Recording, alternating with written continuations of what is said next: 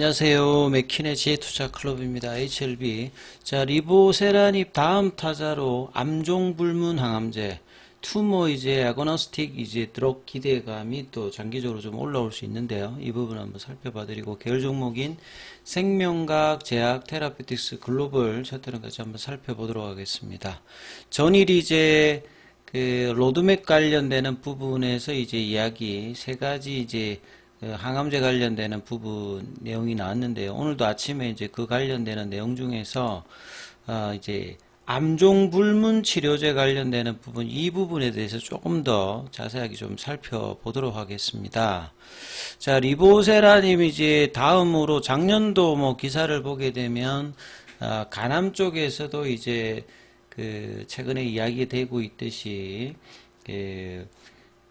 네오오주반투라든지 그 다음에 오주반터, 그 다음에 이제 색전술 관련되는 병용, 이런 어떤 치료 옵션의 확장에 대해서 이제 보통 두 가지를 동시에 하게 되면 이 개발 비용 임상 글로벌 3상이 한 1000억 정도 든다라고 작년에 이제 회사 발표가 있었기 때문에 선택적으로 좀 하는 부분이 있고요. 그 다음에 이제 추가적인 어떤 파이프라인 확장을 항암제 라인에서도 이제 계속 이제 시도를 하는 어떤 로드맵 관련되는 부분을 확정했다는 거 상당히 좀 의미가 있는 부분이죠.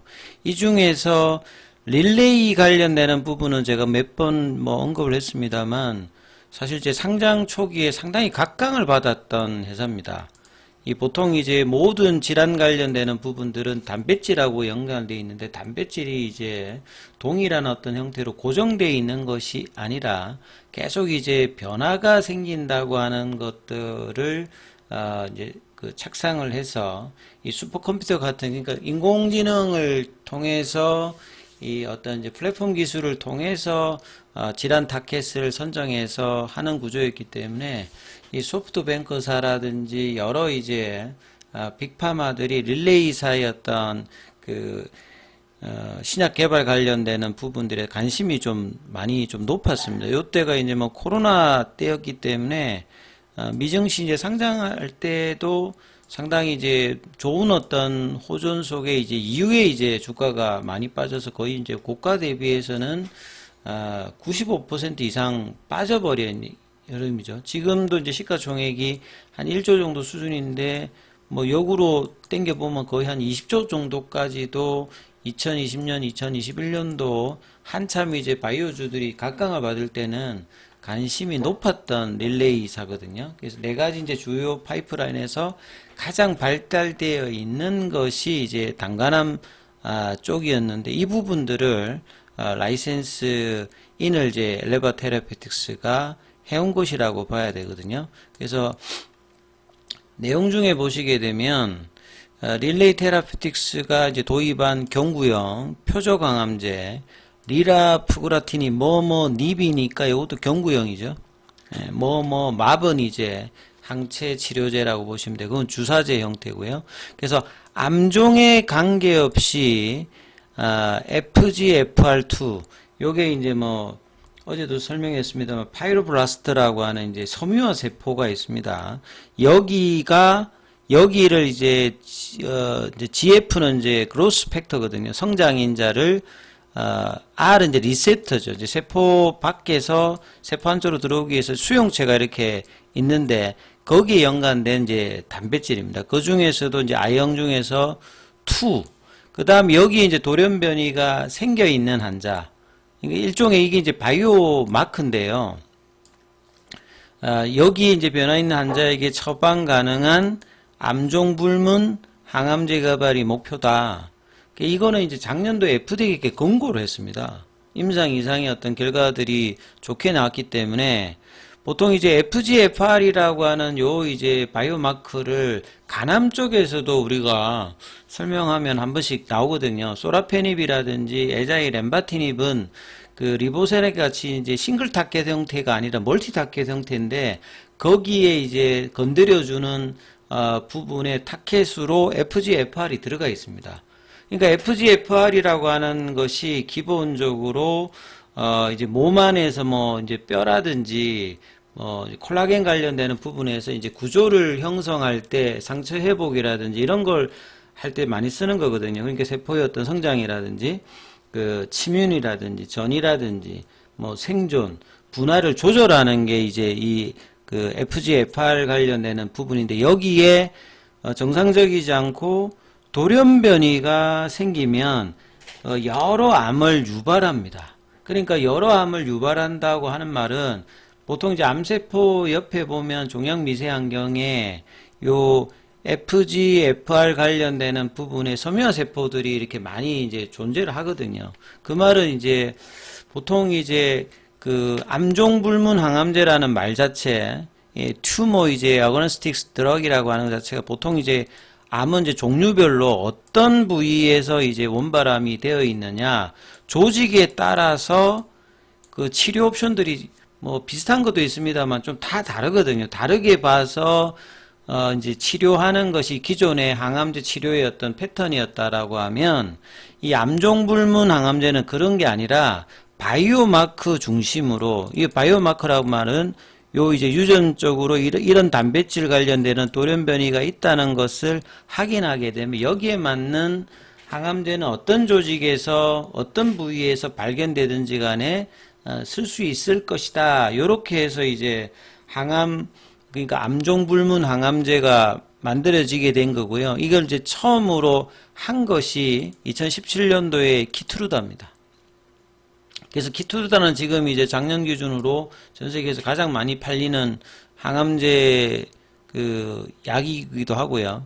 키트루다에 이어서 로슈의 뭐 그 로줄리프렉이라는 것도 있고, 뭐 바이엘의 이제 비트락비 관련되는 약도 있거든요. 그러니까 2017년도부터 이게 나와가 2018년도, 뭐 2019년도, 그리고 이제 그 요건 2021년도인데 이제 뭐 글락소스미스클라인의 이 잼펄리 관련되는 부분들도 이제 되면서 몇 개가 계속 나오고 있는 거죠.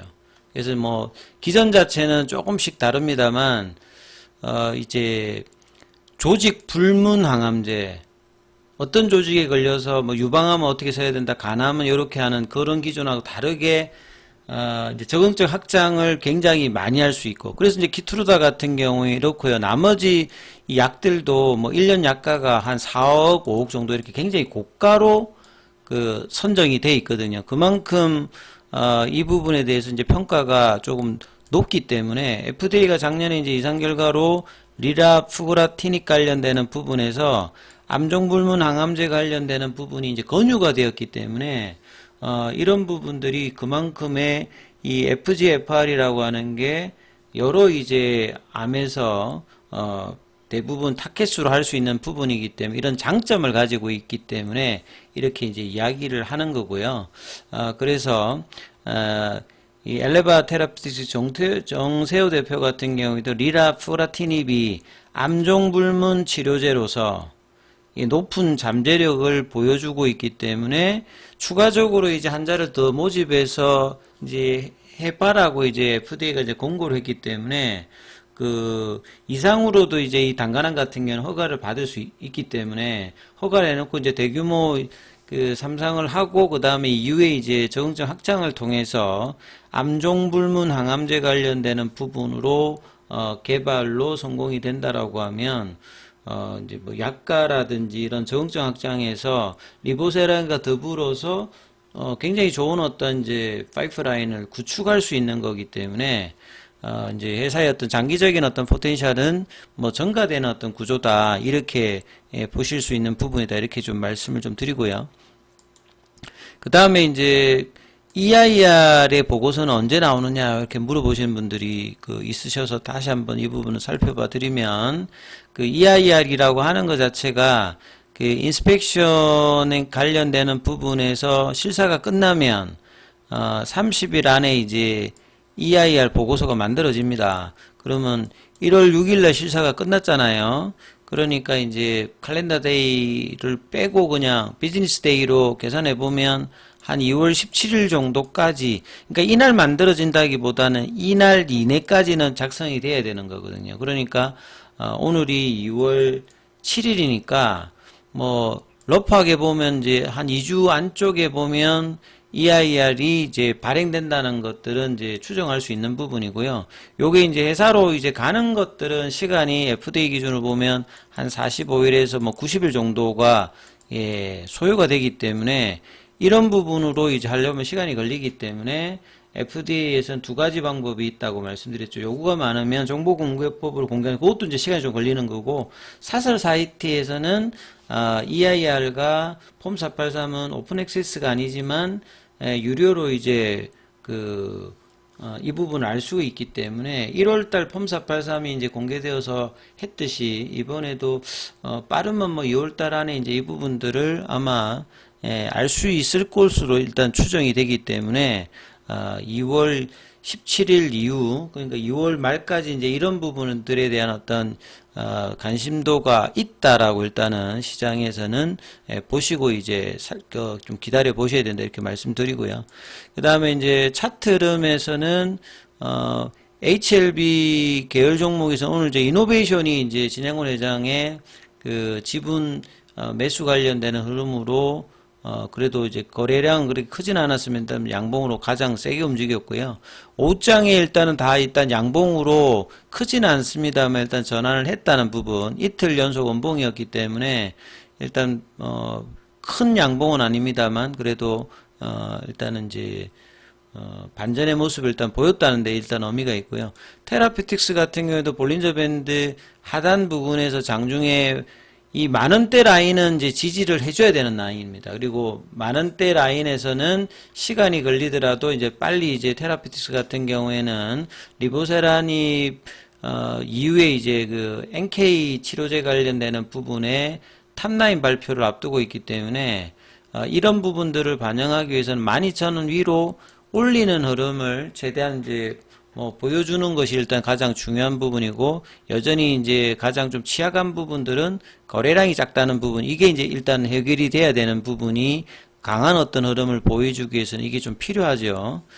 그 다음에 이제 제약 같은 경우는 일단 볼린저 밴드 하단 부분에서 갭다운 양봉을 일단 나왔습니다만, 이 목요일에 연봉의 시가 라인 26,000원대 위로 이제 다음 주에 올려놓는 흐름을 보여줘야 되는 거고요. 생명과학 같은 경우에는 이 볼린저 밴드 하단에서 이탈되어서 아직 이걸 회복을 못했기 때문에 지금 목요일하고 수요일에 그 연봉의 시가 라인들이죠. 그러니까 1,500원 위로 일단 올리놓는 흐름들이 나타나야 됩니다.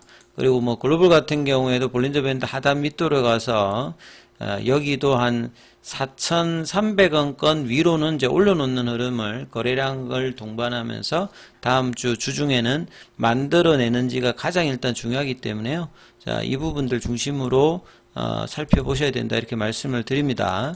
자, 그리고 장중에 이제 텔레그램방 무료 텔레그램방이 있으니까 여기에 설명란에 링크되어 있고요. 입장 관련해서 문의는 문자 남기시면 안내해 드리니까 참조하시면 되겠습니다.